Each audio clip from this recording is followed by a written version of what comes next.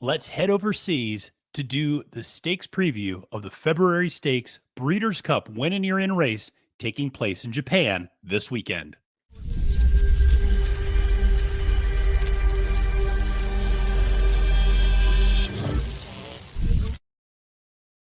Salutations and welcome, horse racing fans. I'm your host for this Trust the Profit Stakes preview. My name is Matthew DeSantis, and you can find me on Twitter at the handle at Failed to Menace.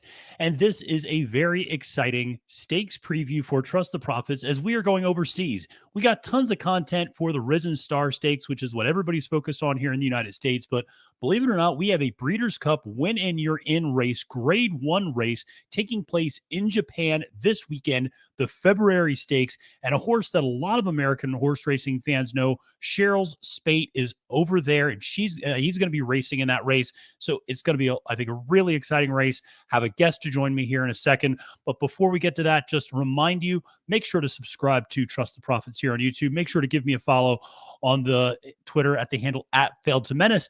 And let us know who you like in the February Stakes. Let us know maybe some of your favorite horses running over in Japan as well in the comments, and give us a like on the video. Well, as I mentioned, we have a very special guest, and here to join me is one of the people I always go to when it comes time to talk about Japanese racing and international racing, Alex Henry. Alex, thank you so much for joining me on this February Stakes preview. Thank you so much for having me, Matthew. I'm really happy to be here, and it's going to be a wonderful weekend of racing. Yeah, absolutely. And, you know, I always, when I'm on Twitter, I see you, I see people like Caitlin Free, I see a few others always up, we're night owls. We're up, to midnight, 1 o'clock in the morning, following racing in Australia, in Japan, in Hong Kong, all the time overseas. I'm curious, what got you into following racing over in Japan? Obviously, a country that is really becoming so much more pronounced in the American horse racing vernacular, with a lot of the big purchases they've made, a lot of the big wins they've had at the Breeders' Cup the last 2 years. But what got you into this initially? Yeah, great question. So I'm not sure if you can see behind me over there, but I have a big stack of classic Japanese horse racing video games. I'm actually a really big video game nerd. I love it. And yes, and Japan makes the absolute best and really the only options for horse racing, immersive horse racing video games on the market today. So when I was growing up, I was little, I was playing Gallop Racer, like a lot of us were. And when those games started to kind of, come out less frequently, and then eventually in '08 stopped entirely after the PS2, I looked for other options. And one of those options was a game called Winning Post. And that game has been coming out consistently year after year for almost 30 years at this point. And it's all in Japanese. So I actually taught myself how to read very basic Japanese, hiragana, katakana, and some kanji, which are really complicated characters. And I just really wanted to play this game and be immersed in it. And of course, now we have technology to translate with our phones. But that's what got me into Japanese racing, the games and the lore, and really getting into it, the excitement. They make plushies for their famous horses. Yes. The fan involvement is amazing. So it's really addictive, and I've been stuck in for the last 20 years or so. I love it. It's funny. I was just texting with a friend of mine about this stakes preview. I was letting him know, hey, we're going to do something over there. And he goes, hey, I used to crush the February Stakes in Gallop Racer. And so that was his first point of reference as well for this race. So, that's funny that it brings it over. But you're right about the plushies for the horses. I know, everybody goes nuts over Sadashi over there, and the plushies for Sadashi and all this stuff. I mean, so I love it. You're right. The fan engagement is incredible.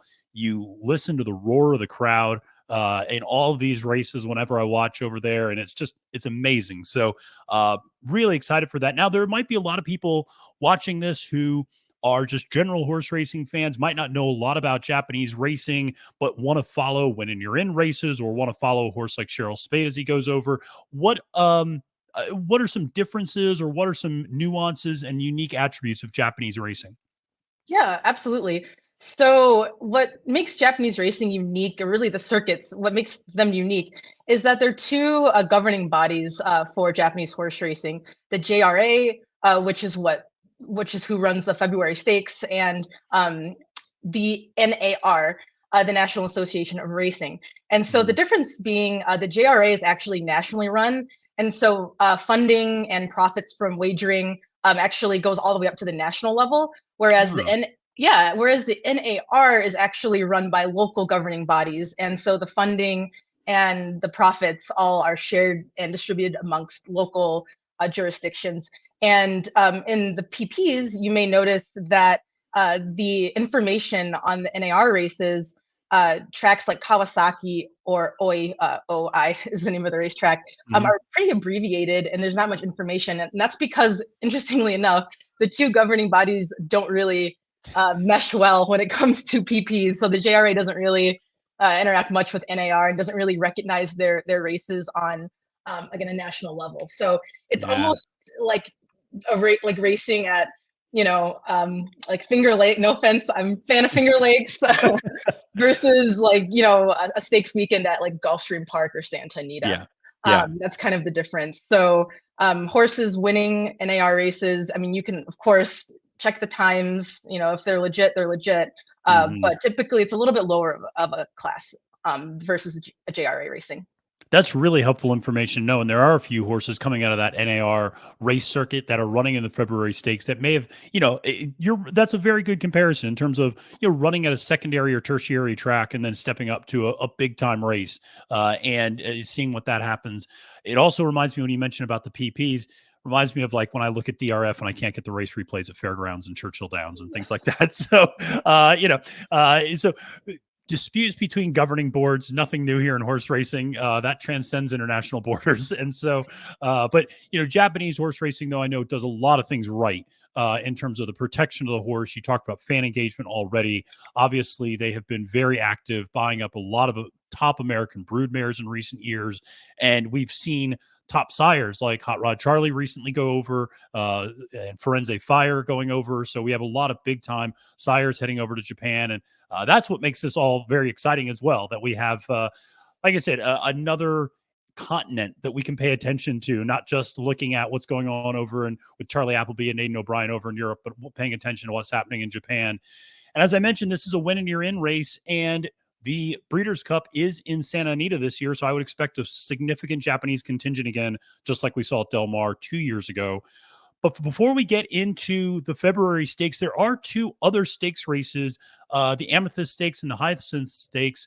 And Alex, I will turn things over to you as the resident expert. Do you have a horse do you like in those two stakes races? Maybe one that sticks out to you, maybe at a price or maybe a favorite. What are your thoughts on those two? Yeah, so I'll start with the Hyacinth Stakes. So this one's pretty important because it feeds into future actually graded stakes races on dirt for 3-year-old colts and fillies if they so choose to participate. And so this race actually kind of sets up for, is there going to be a Japanese horse in the Derby and Derby Gate this year? I know, last year there wasn't, but this year we have a pretty evenly matched field in the Hyacinth. The highest rated horse is a horse called Omatsuri Otoko, and he's of course 3-year-old male, of course, carrying about 127 pounds, 58 kilograms. And when I say rating, I'm using a site called Humanity.jp. They have their own rating system, and it's fairly akin to a Beyer speed rating I've found. So for example, he's at about an 89. So that kind of makes sense. He's coming off of a second place finish at one of those NAR tracks called Kawasaki. But last year he did end the year with a grade 2 win at another NAR track over 1,400 meters, about 7 furlongs on a muddy track. And I like him because American-based pedigree out of or by a stallion called Vittorio d'Oro, excuse me, of Dalia d'Oro. Goodness, it's a tongue twister, son. And I mean, he's been consistent, 3 wins out of 5 starts. I expect him to be pretty forwardly placed as well, which a lot of Japanese horses aren't. Remember Loves Only You in the Breeders' Cup, and some of the fillies flying past there in previous races that we've seen them in. So typically they are come from behinders, but this guy is going to be closer to the speed, and I expect him to set a good spot and pounce at the end. So he'd be my pick in the Hyacinth. And then in the Amethyst Stakes, that's about 10 furlongs, 2,000 meters over turf. I like a horse called Spider Gold in this race. He is by a sire, very well-known Japanese sire named Daiwa Major, a son of Sunday Silence, out of a Candy Ride mare named Sugar Shock. He's run 6 times, won 3 of those times, and most importantly, he's on a winning streak. The last 3 wins have been his last 3 races. Owned by Northern Farm, big farm, akin to like a Coolmore, like a Godolphin in Japan, big operation. So I really like him. He should be a bit of a price. I don't see him as a favorite. I can see him going off maybe between, at least maybe hopefully if we can get 10 to 1, if we don't get crushed at the end, because there are some more heavily raced horses competing. So he'd be my pick in the Amethyst. Love it. Love that we're giving out prices here over in Japan. That's fantastic. Always looking to do that. And so with that said, let's dive into the Grade 1 February Stakes. And it is a 16 horse field for 4-year-olds and up. It is 1,600 meters, or roughly a mile. And this is a really, I think, interesting and exciting field. I have highlighted the 2 favorites in the field, Lemon Pop as well as Dry Stout. Very accomplished horses, but you also notice Cheryl Spade up there. You also notice a horse like Jasper Prince that a lot of American audiences might remember from last year's Breeders' Cup as well. So there are some other familiar names here, but this is a huge field. The beauty of these huge fields is you can usually get great odds, even on a favorite in some instances. And so, Alex, when you're looking at this field, how do you see this one playing out? Does Cheryl Spade have a chance? Do you like Lemon Pop up top? And what are your thoughts on this one? So this is an interesting race this year. So I guess maybe to preface, last year's winner and still an active horse, Cafe Pharaoh, son of American Pharaoh, is not in this race this year because he's actually pointing for the $20 million Saudi Cup. So he, obviously chose to take the more lucrative, financially lucrative route this year. So we kind of have an interesting field. So we have a field of middle-aged horses in terms of racehorse age, 5-year-olds that are lightly raced, that have an opportunity to really pop up here and get their first grade 1 win.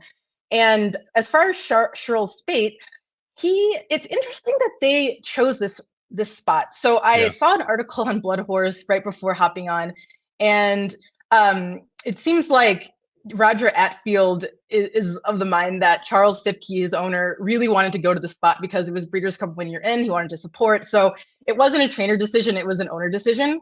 And given his record on dirt, I'm given pause, but I would never say never. If he's going to win a February Stakes, this might be the February Stakes to pop up and win as an outsider. Yeah. And he's, just to maybe put a punctuation on that point is, he obviously finished 3rd in the Salvatore Mile to Hot Rod Charlie and Mind Control. So certainly a capable horse on the dirt, but we think of him more as a turf horse. And the other thing to say is he's obviously kept excellent company running in Grade 1 races. So he's used to a very high caliber of competition, finishing 2nd to Modern Games in the Breeders' Cup Mile. So, I agree that it doesn't. I was surprised when I saw Cheryl Spate was headed over to this race because you don't think of this horse on the dirt. But certainly, as you mentioned, a lot of top horses are in, for running for the Saudi Cup over there in the Middle East right now. And so this is an open field. And, this is a horse who, again, has kept the best company we can have over here in the United States. And so will not certainly be intimidated by the other horses in this field and their quality, but certainly a tough spot. Interested in your thoughts on some of the other horses in the rest of the field and maybe who you like, or if there's a price that you like in this race. Yeah, so one interesting thing about Japanese racing too is the Grade 1 races tend overall to be pretty formful. So if you're constructing tickets, if you're more of a horizontal player, so pick 3, pick 4, pick 5 player, you definitely can feel confident singling the favorite, at least in one leg, and then maybe spreading in other legs that are more confusing or maybe have a more even playing field. So I would be tempted here, daring, I know, to single Lemon Pop in my pick 5 here if I were playing a late pick 5, which I probably will. So Lemon Pop is a 5-year-old colt or stallion by Lemon Drop Kid out of a Giant's Causeway mare. He's owned by Godolphin, so international connections, and he's just been extremely consistent. And notably consistent on that JRA circuit. So he hasn't really been running in NAR. His last win came in the Nagishi Stakes. It's Grade 3 over 1,400 meters. And he faced his nemesis Gilded Mirror, a 4-year-old mare, or filly, excuse me. And my only question with him would be, does he relish that extra furlong, that extra 200 meters? Mm-hmm. Because I went back and watched his second back race, the Musashino Stakes, over 1,600 meters, same racetrack, same configuration as he'll get on or tomorrow night, middle of the night for us. And it really seemed like he was grinding, trying to get to the horse that was in the lead after the far turn and mid stretch, and finally got to that horse. And then Gilded Mirror just swoosh, like went right by him in the last 50 yards or so. So that kind of worries me. And it was a close margin. I think he lost by a nose or a head, but still, I wonder if he's a little bit leg weary and at 1,600. Interesting. Yeah, a good point to make. And yeah, you're right. Incredibly consistent. 10 for 10 in the exacta in this horse's career. 7 wins. Very good form. You mentioned the Nagishi Stakes last time out. Also has won the Perseus Stakes before that in October. So very, very competent horse. I do also want to bring up another one of the horses, Dry Stout, which has some sinister minister in the pedigree. I know favorite for a lot of American horse racing fans, 4-year-old colt. And this is a horse that, again, has only missed the board one time in 6 career starts, 4 wins in that time. And, people who watch this show know I'm a sucker for a young ascending horse with speed figures who's lightly raced and taking a step up in class. So Dry Stout kind of fits my MO. But I was curious, do you have any thoughts on Dry Stout, what sort of shot this horse has, or is maybe this too much too soon for this horse? Yeah, great. Yeah, he was my second choice, and he'll likely be the second favorite. Yeah, that's so we're on the same page. I like him too. So what's interesting about him is he is a grade 1 of the NAR circuit, but this time it's not his fault because this NAR race, it's called the Zen Nippon Nisei Yushun. So basically, it's the 2-year-old like dirt derby, like futurity, I guess, if you would, for 2-year-old horses in Japan on the dirt. And there's not really another big grade 1 race for 2-year-olds on dirt in Japan. Yeah. So that race actually has conducted every points. At least it did. I believe it did last year. So I'm not sure if it will this year, but it did last year. So he won the big show for 2-year-olds on dirt. Then it seems like he was injured, or maybe they just backed off on him a bit because he only ran twice in 2022. That off the board finish, as you mentioned, was off of about 6-month layoff. And then he came back to win in November, an open stakes at Tokyo, over 7 furlongs or 1,400 meters. So I think he could be most definitely in a position to improve. He has won over a mile before, back actually as a 2-year-old. So I'm sure he can find that back stamina. He's bred to at least go 1,600. So it will just be who is going to be less leg weary in the stretch. Japanese dirt, it doesn't, from my understanding, it doesn't really lend to skipping over it like some American surfaces can be. Like they can, of course, how speedy certain tracks can get. Yes, that's not really the case in Japan. I feel like the dirt's a little denser, so I don't really. If a horse can't get the 1,600, he's not getting the 1,600. Is what I'm trying to say. Yeah. No, it's good to know, because the other thing I think a lot of American horse racing fans are used to on big days in American tracks, they really tend to soup up the track, and suddenly early speed becomes almost invincible and unbeatable in a lot of American dirt tracks. And you go, well, wait a second, this horse, on a regular Thursday, there's no way this track is playing this way. And suddenly the track's playing super fast on the front end, and horses that you were concerned might not be able to get the distance are suddenly getting the distance, no problem, being up front. So that's a very good point to have regarding the Japanese dirt. Now, you mentioned this is a pretty formful race, and I would agree with you. Looking over the past performances, it certainly looks that way. But any other horses worth considering, worth mentioning, worth thinking about, maybe even just in a vertical wager, if you like it, maybe underneath at a little bit of a price? Yeah, so a horse, this is a jockey play, and sometimes it works, sometimes it doesn't. But the number 10 horse, TM South Dan, 6-year-old horse, he's going to be piloted by Christophe Lemaire, who is star jockey in Japan. basically has achieved rock star status Yes. in terms of fandom. This horse's record leaves a lot to be desired. Honestly, he was a third favorite last out in the Gishi Stakes and finished a disappointing 14th. Trainer said he had trouble and it anticipates him to improve off of that effort. Before that, he was running pretty consistently in 2022, win place show in almost every race except for an off the board finish in November. But I would expect him at least to be a nice price, at least 20 to 1, if not more, because of his record. But because he gets Christophe Lemaire, he's getting an excellent pilot. Even though Lemaire does his best work on turf, I have faith that he can get a dirt grade 1 win if he wanted to. So that'd be a price play. I would use him in verticals, maybe key him in the third spot of a trifecta, or maybe key him in the second spot of a trifecta as well, or put him in an exacta. So that would be a long shot to use. Yeah, very good. Yeah, I noticed his name, and obviously, he is someone who, you're right, has entered kind of international rock star status. And I perked up a little bit when I saw the name when I was writing out the information here for the graphic. And yeah, a couple of horses I'll just very quickly mention. The number 15 Red Lizelle, out of a French Deputy Dam, 7-year-old horse. Interesting horse in that this is a horse that's run in that Dubai Golden Shaheen the last 2 years in 2021, 2022, finished second both times. So much like Cheryl Spate, has run up against great company in the past and is pretty well tested in that regard. Won back in October. I think there are some things to like there. This is a horse that is 14 for 21 in the exacta in Japan with 9 wins. So a little bit older horse, but certainly one that you're getting a little bit more of a price on. And then there's the filly, Speedy Kick, the 4-year-old filly who I'm interested in, 12 for 14 in the exacta, only missed the board 1 time in her career, stepping up in class, no doubt about it. And this will be a big test.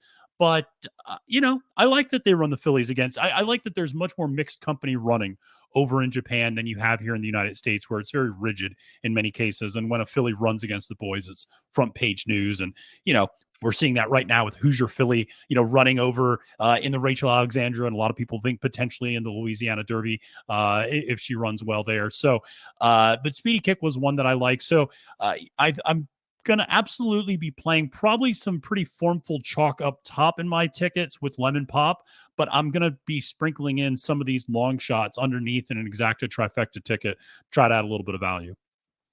I think that's a great plan.